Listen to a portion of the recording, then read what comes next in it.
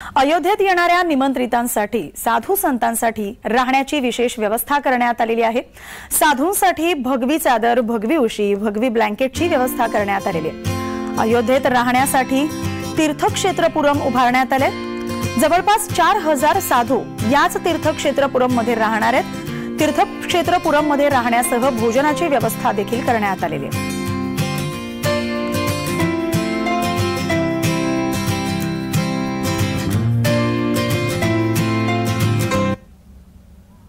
इथला आढावा घेतलाय आमचे प्रतिनिधी रोहन कदम यांनी। पाहूयात।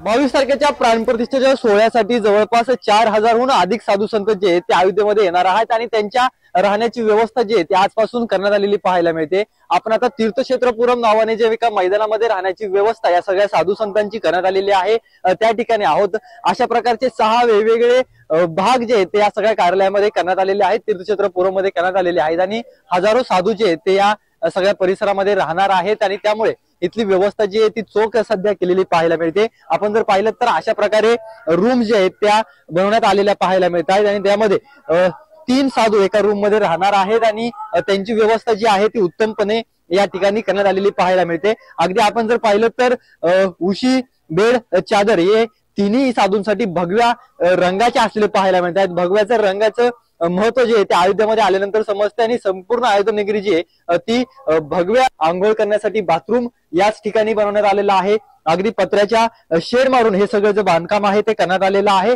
आणि त्यांच्या टॉयलेटची व्यवस्था देखील याच ठिकाणी करण्यात आलेली पाहायला मिळते। अगदी सुसज्ज असं सगळं हे व्यवस्था सध्या या सगळ्या परिसरामध्ये सध्या झालेली पाहायला मिळते आणि उद्यापासून मोठ्या प्रमाणामध्ये साधू संत जे आहेत ते येणार असल्यामुळे आता इथली व्यवस्था जी आहे ती चोख रीतीने सज्ज असलेली पाहायला मिळते। रोहन कदम, जय महाराष्ट्र न्यूज, अयोध्या।